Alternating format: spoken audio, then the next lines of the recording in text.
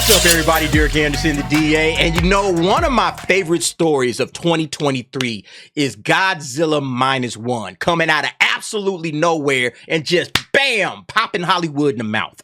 It is one of my favorite stories in a year where Hollywood has had nothing but big budget box office bombs. Right? All of the movies that came out that had a large budget, for the most part, all of them bombed, with the exception of a couple. Box office bomb after box office bomb. And it's great. It's great to see a movie like Godzilla Minus One that didn't spend that much money, made all of its money back. And now you can see that these cats have come home with an Oscar nomination, man. Over a whole lot of films that spent way more money than this and isn't getting this kind of love. This is absolutely phenomenal. On Screen Rant, Godzilla Minus One breaks a 70-year-old record with an Oscar nomination. The Oscar nomination for the Japanese monster movie Godzilla Minus One breaks a long-standing award-seasoned record that has lasted 70 years. And basically what they're saying is this is the first Godzilla movie to be nominated for any kind of an Oscar. That's basically what it says right here. Godzilla Minus One is the first movie in the franchise to be nominated for an Oscar. The movie explores the post-war life of a former kamikaze pilot in Tokyo disrupted by the arrival of Godzilla. The movie, which is a critical and commercial success, is a strong contender for the prestigious award. And honestly, I think it's going to win. I'll be very honest with you. You know, I really think that this has a very strong chance of winning its Oscar. And it's the Oscar that it's nominated for. That's what's really interesting about this entire story. It's the Oscar that it's nominated for. Now, it isn't anything like Best Picture, all right? It isn't, you know, like Best Screenplay or Best Actor. It could have absolutely gotten one of those nominations, and everybody probably would have been like, yeah, you know, great story, great acting, the movie is good. Probably should have been the Best Picture nominee at least. Probably definitely should have been that. Like in my top three, it's like Godzilla Minus One, Mission Impossible, and Oppenheimer. All duking it out in the room for what's the best picture, in my opinion, of the year of 2023. But it's really interesting, the Oscar nomination that it got. Check this out. Yeah, so here we go. Per the Academy of Motion Pictures Arts and Sciences, amid the record-breaking Godzilla Minus One American release, the movie has been nominated for an Academy Award. The nominations, which were announced on the morning of January 23rd by Jack Quaid and Zazie Beetz, included a Best Visual Effects nod for the new Godzilla movie. This makes it the first Godzilla movie to be nominated for an Oscar in the 70-year, 38-movie history of the franchise. Yeah, Best Visual Effects. For a movie that cost less than half of what all of those other big budget blockbusters spent. And none of them got nominated. Well, a couple of them did. But a lot of those films didn't get nominated for Best Visual Effects. That had a ton of visual effects in them, right? Yeah, here go a few of them right here. Ant-Man and the Wasp: Quantumania, $200 million budget. The Flash, $220 million budget. The Marvels, $275 million budget. Indiana Jones and the Dial of Destiny, $300 million budget. The Little Mermaid, $300 million budget. And Fast X, a $340 million budget. And not one Oscar nomination for Best Visual Effects. But Godzilla Minus One gets it. Man, that is absolutely the story. Is that you don't need to spend this kind of bread to get the job done. And Godzilla Minus One absolutely gets the job done. The visual effects looks absolutely astounding. And you would think it was spending this kind of money. But no, they didn't spend anywhere near this kind of money. And this is the coldest part right here, okay? This is the announcement of the nominations. Like this post says on Twitter, notice how Godzilla Minus One got the loudest applause. Listen to this. Nominees for achievement in visual effects. The Creator. Godzilla Minus One.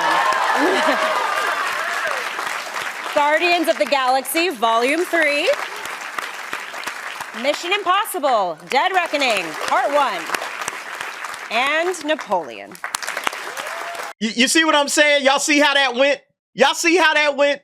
When they was announcing all of those other films, they're giving the nice little polite golf clap. Like, oh, yeah, good job, good job, good job. Godzilla Minus One, yeah! Godzilla, baby! You know, like they giving it up. They was giving it up, man. That's dope. I love it, man. Because see, look, all of them other cats, great films, not saying nothing about these other films that's there, all right? But, you know, everybody just gave them they do. Yay, all right, okay? But what they gave Godzilla was love. They gave Godzilla Minus One love. That's passion, folks. Saying, hey, we did the job. We did a great job with this one because people are showing this thing passion. The critics and the audience both love this movie. Universal damn near. You would be hard pressed to find somebody that saw this movie that doesn't give it up for the movie, that didn't love the movie. Not that just, hey, it's all right, it's a good movie. No, that says, man, that movie was amazing. I loved Godzilla Minus One. I had so much fun. It was an amazing film. You would be hard pressed to find somebody that doesn't react to it like that. And it didn't need to spend a ton of money to do it. Now, you can see here, these are the other nominees, all right? And you can see Godzilla Minus One, estimated budget, $10 million. That's all they estimated this thing to cost. And it might not have even cost that. You know, at first they said it was $15 million. And then the director said, shit, man, I wish I had $15 million. I didn't have $15 million for this. So it's been adjusted down. Now it's coming somewhere around 10. Maybe it's even lower. But you know, it got the job done, made its money back and then some. And then, like I said, near universal acclaim, 98% on Rotten Tomatoes. Absolutely great scores. Now, look what everybody else has spent, all right? So here's one of the other ones, the creator, $80 million, all right? 8 times the budget of Godzilla Minus One. You got Guardians of the Galaxy Volume 3, $250 million. That's 25 times the budget of Godzilla Minus One. You know, then you got, Mission Impossible, Dead Reckoning Part 1, $291 million budget. Again, 29 times the budget of Godzilla Minus One. And then finally, Napoleon, somewhere between $130 and $200 million. And look, they all got the same Oscar nomination for Best Visual Effects. All of them got the exact same Oscar nomination. And honestly, I think Godzilla Minus One is probably going to get it done with this $10 million. And that's going to be so hilarious. And then notice another thing is that none of these other movies actually made their money back with the exceptions of Guardians of the Galaxy Volume 3. All right. Guardians made its money back and crept over the finish line a little bit. But yeah, the creator, nope. Mission Impossible, Dead Reckoning, nope. You know, it needs to make, you know, twice the spend. Okay. Twice the spend. So $291 million plus marketing times 2. That's what this movie needed to make in order to get its budget back. You're probably talking somewhere in the neighborhood of $750 to $800 million. That's what Mission Impossible Dead Reckoning needed to make just to break even. Didn't come close. And then Napoleon, $130 to $200 million. It only made $218 million. No chance. So again, it's amazing to me. It's absolutely amazing to me. And again, this is one of those big stories that should wake Hollywood up. That should make Hollywood say, you know what? We ain't doing something right, y'all.